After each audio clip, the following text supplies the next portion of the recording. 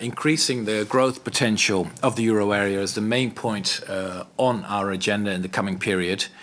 In our last meeting already we agreed to start a new process of coordination of structural reforms where the Eurogroup can act as a driver for this process. We identified several topics to discuss, among which the reduction of the high tax wedge on labour and also reforming services markets.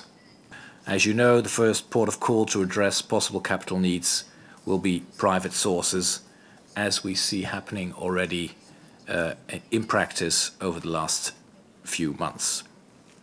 Should any public capital injection be considered, it will be subject to state aid rules, which, as a general rule, require burden sharing from shareholders and junior debt holders before any public support is given.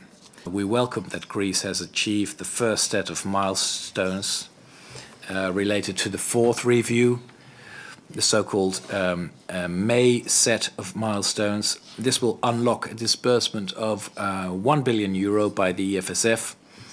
The Greek colleague reassured us that the second set of milestones, part of that fourth review, will be completed by early August.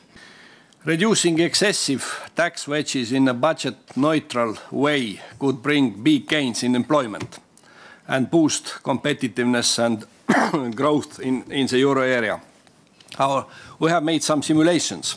These simulations indicate that the joint tax shift from labour to consumption by euro area countries could add €65 billion to output and create around 1.5 million jobs over the next decade. With this €1 billion disbursement, there's now €2.8 billion still left in the pipeline for Greece. €1 billion of that could be disbursed in August, but that depends on the milestones, on the next set of milestones being met. On Cyprus, the board of directors of the ESM decided to release €600 million after the fourth review mission in mid-June. And again, we will make this disbursement later in this week.